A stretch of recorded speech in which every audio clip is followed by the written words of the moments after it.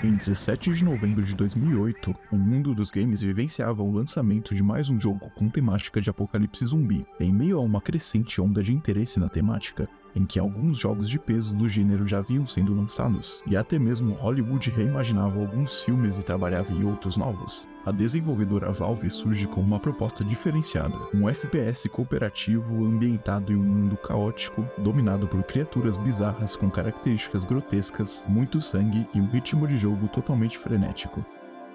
E esse, senhoras e senhores, era o Left 4 Dead.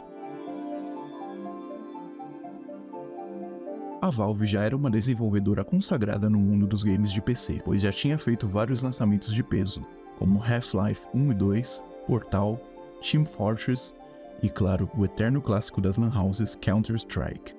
Uma empresa com um histórico de lançamentos aclamados assim anunciando um jogo co-op de zumbis não poderia dar em outra. Todo mundo ficou enlouquecido com o anúncio do jogo, e o lançamento foi um sucesso. O primeiro Left 4 Dead se tornou um sucesso em pouquíssimo tempo, e até hoje é considerado um dos melhores shooters de zumbi de todos os tempos. O game conta com 6 campanhas e 4 personagens principais que lutam juntos para sobreviver ao apocalipse.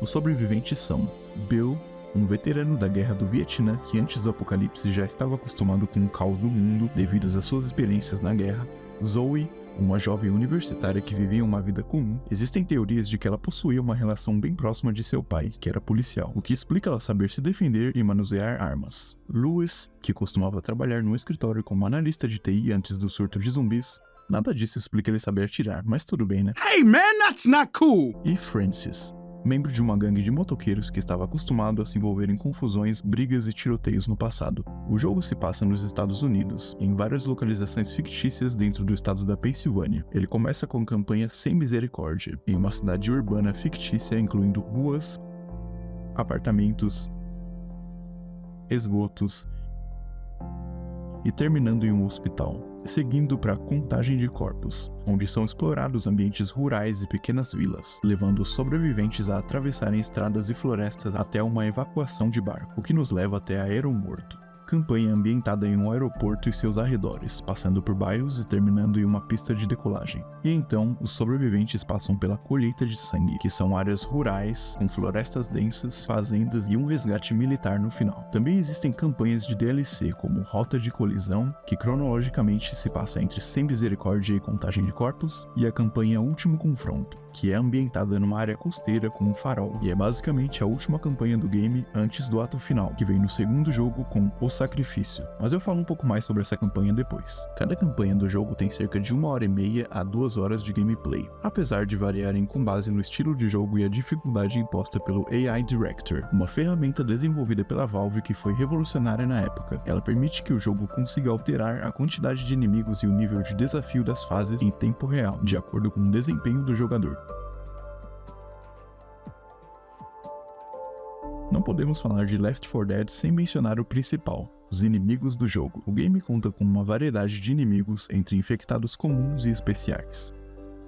Temos os infectados comuns, rápidos, agressivos e atacam quase sempre em grandes hordas. Boomer, um infectado grande e inchado. Seu ataque principal é vomitar um líquido que atrai os infectados comuns e estimula eles a atacarem quem for atingido, além de cegar temporariamente. O Smoker, que possui uma língua comprida e a usa para laçar e estrangular os sobreviventes. O Hunter, que particularmente é o meu preferido, ele é extremamente ágil e furtivo. Seu ataque principal é saltar nos sobreviventes e mutilar eles com suas garras. Tank, um infectado gigante e musculoso, que é muito resistente. Seus ataques variam entre golpes diretos e lançar destroços do cenário nos sobreviventes. E por fim, a Witch, uma infectada de aparência esquelética que é encontrada sempre sentada no chão chorando. Quando perturbada com as luzes da lanterna ou com barulhos, ela corre em direção a um dos sobreviventes e imediatamente o derruba, desferindo golpes mortais com suas garras. Apesar da comunidade fiel que permanece jogando Left 4 Dead até hoje, com o tempo o game foi inevitavelmente perdendo espaço para outras propostas e gêneros de jogos. Os servidores que na época eram lotados, hoje são povoados apenas pelos fãs mais saudosistas da franquia, deixando de certa forma uma sensação de vazio e nostalgia para quem ainda joga. Mas muito além desse tipo de vazio, iremos falar hoje sobre o vazio que a ambiência do jogo traz, e explorar como esse sentimento se tornou ainda mais forte com o passar dos anos dentro desse jogo incrível. Sem mais enrolação, vamos direto ao vídeo.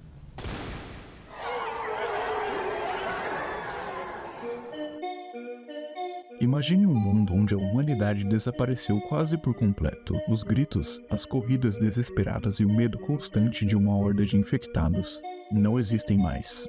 E agora resta apenas o silêncio. Um jogo que muitos lembram pela adrenalina das hordas implacáveis se transforma em algo completamente diferente quando o silêncio toma conta.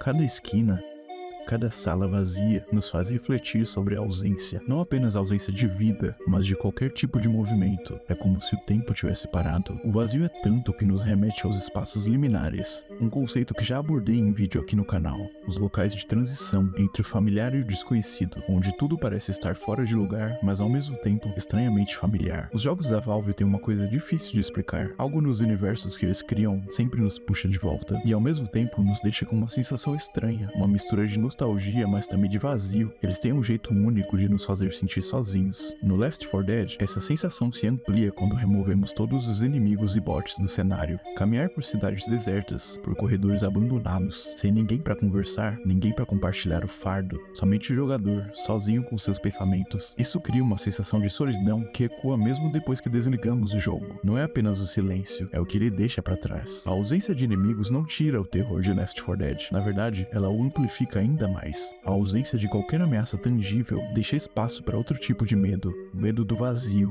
da ausência de sentido. O cenário é sombrio, mas de um jeito mais real e mais sutil.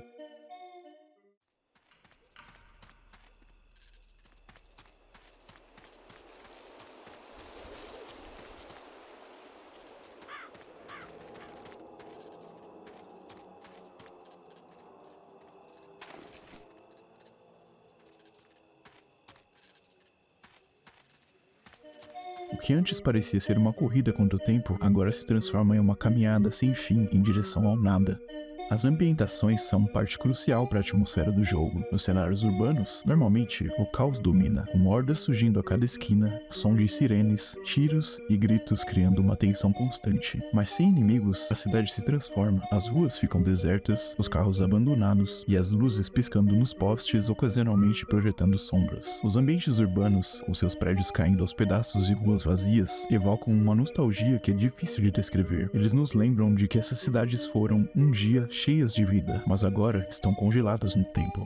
É como andar por um museu de uma civilização extinta, onde tudo parece ter sido deixado às pressas, como se as pessoas fossem voltar a qualquer momento, mas sabemos que não vão. Nas áreas rurais, o vazio se intensifica de maneira diferente. As grandes planícies abertas, cercadas por árvores mortas e casas de madeira abandonadas, são ainda mais isoladas. O silêncio é quase ensurdecedor. Sem o ruído de inimigos ou companheiros, essas áreas se tornam assustadoramente pacíficas. Não há pressa, não há destino, apenas o som do vento passando por celeiros velhos e a sensação de que algo ou alguém está observando. E talvez seja isso que torna essas áreas rurais tão perturbadoras. A vastidão do espaço vazio, onde não há lugar para se esconder, mas também não há ninguém para ver. As casas nas áreas rurais são o ápice da nostalgia e da solidão. Elas parecem cenários de vidas interrompidas, abandonadas repentinamente. As cadeiras ainda estão no lugar, os objetos pessoais espalhados como se seus donos estivessem prestes a voltar, mas o silêncio é o que domina. Cada cômodo vazio conta uma história de um passado que não existe mais, e o jogador é o único a caminhar por essas memórias abandonadas.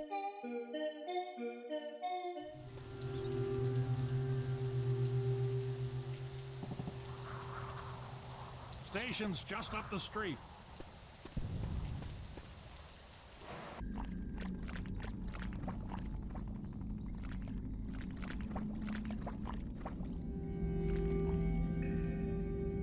Need to find a manhole.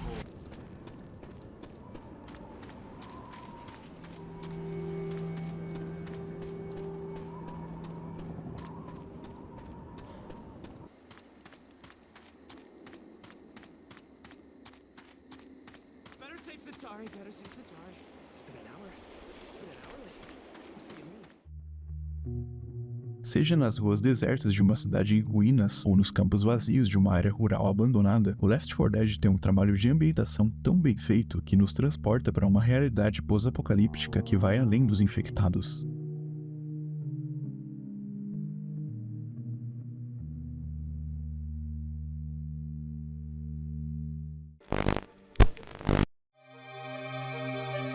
Um ano depois, em 17 de novembro de 2009, a Valve lançava outra bomba. A sequência é Left 4 Dead 2.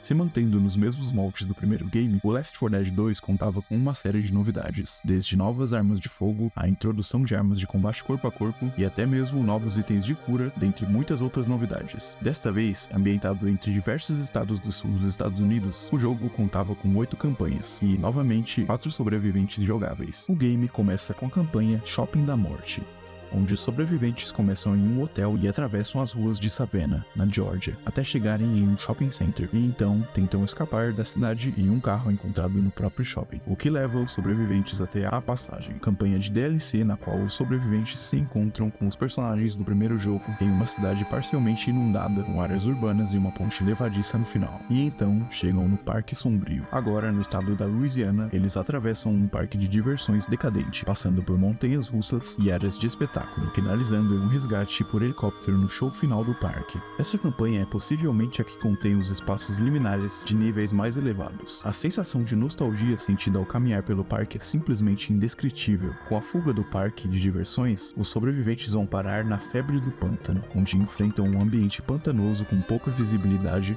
passando por áreas de vilarejos ribeirinhos e casas em ruínas, antes de alcançarem um navio que os resgata. O primeiro destino do navio fica em Tempestade, uma ida e volta através de uma cidade devastada por uma tempestade tropical, em busca de combustível para a embarcação, que torna o caminho de volta ainda mais perigoso com inundações e visibilidade limitada, e tudo termina no destino final do barco em Aparóquia.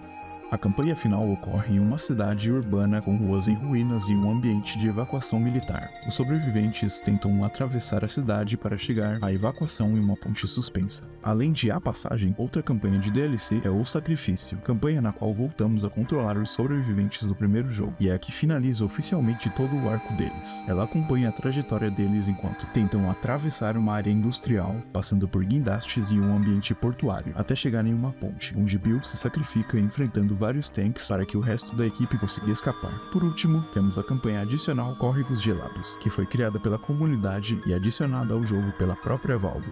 Quanto aos sobreviventes, temos 4 novos personagens jogáveis, que são Coach, um cara grande e carismático que assume naturalmente o papel de líder do grupo. Antes do surto zumbi, ele era o treinador de um time de futebol americano do ensino médio. Rochelle, uma mulher jovem e de personalidade otimista, teorias dizem que ela era jornalista ou produtora em um canal de TV. Nick, um cara sarcástico e de personalidade individualista, que antes do apocalipse era um apostador e jogador profissional de poker. E Alice, o mais novo do grupo. Ele é comunicativo e engraçado, e adora contar histórias aleatórias nos piores momentos possíveis. Ele é facilmente o personagem mais carismático da franquia. Antes do apocalipse, ele era um mecânico de carros e caminhões. Assim como no primeiro jogo, existe uma variedade de infectados comuns e especiais. Porém, dessa vez adicionaram mais especiais, além de variações dos comuns que podem ser encontrados em campanhas específicas. Dentre os novos infectados especiais, temos o Charger, uma criatura gigantesca que possui um dos braços enorme. Seu ataque especial é dar uma carga em direção ao sobrevivente, agarrá-lo e esmagá-lo contra o chão continuamente. A Spitter, caracterizada pela habilidade de cuspir uma substância ácida no chão que causa dano ao longo tempo aos sobreviventes que entram em contato com ela. E o Jockey, um infectado baixinho que salta na cabeça dos sobreviventes e controla suas direções, os levando para longe do grupo ou para áreas perigosas. Além dessas novas adições, temos também uma versão feminina do Boomer. E agora, a Witch também pode ficar vagando por certos locais, ao invés de ficar sempre sentada no chão. Em relação às variações de infectados comuns, nós encontramos os Hazmat Suit, que utilizam trajes de proteção química e são imunes ao fogo. Fallen Survivor, esses carregam itens de cura ou um molotov que podem ser coletados após matá-lo. Clown, que usa uma roupa de palhaço e atrai a horda por onde passa por conta do barulho de seus sapatos. Mudman, esses infectados correm sobre 4 patas, cobertos de lama, e quando atacam um sobrevivente, sua visão é embaçada pela lama. Worker, um infectado que utiliza uma roupa de trabalhador de construção e tampões de ouvido. Por esse motivo, ele é o único que não é atraído pelo barulho da pipe bomb. E o Riot, que são infectados policiais que utilizam colete à prova de balas, portanto só podem ser mortos com tiros ou golpes por trás.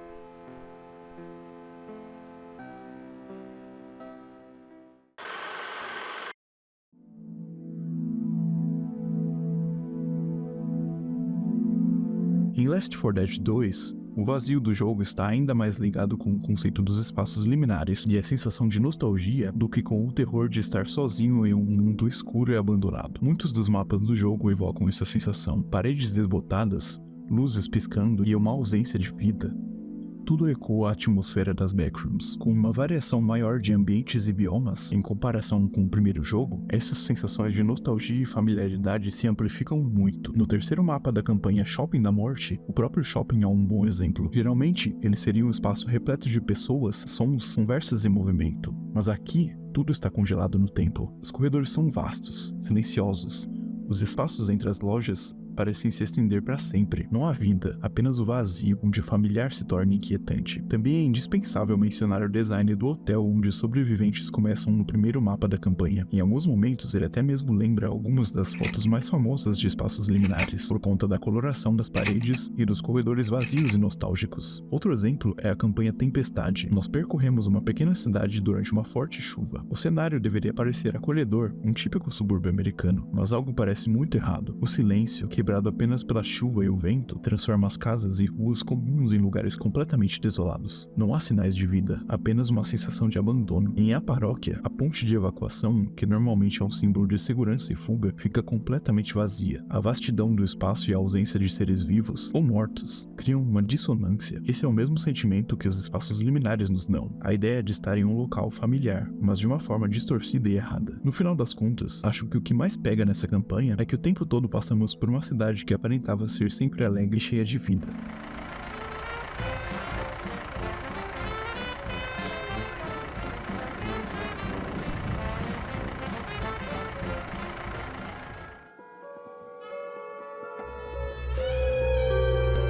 Mas talvez o exemplo mais intrigante seja em Parque Sombrio.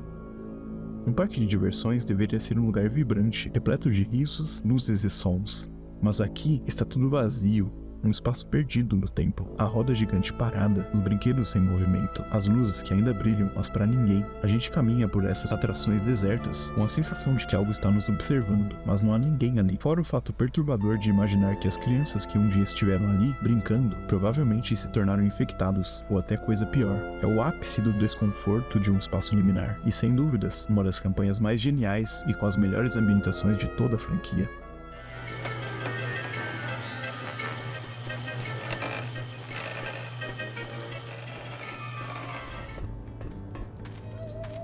This is cool. Down this escalator.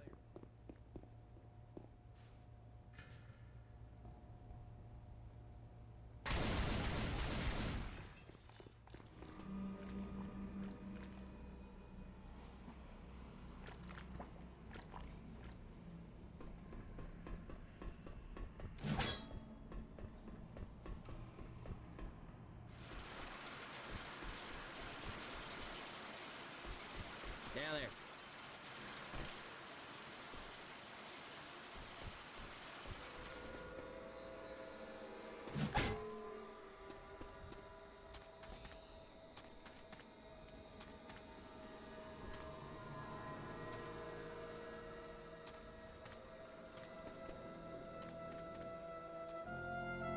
Bom, espero que tenham gostado do vídeo tanto quanto eu gostei de fazê-lo. Esse foi um dos vídeos mais trabalhosos que já fiz até o momento, então peço seu apoio deixando o like e se inscrevendo no canal.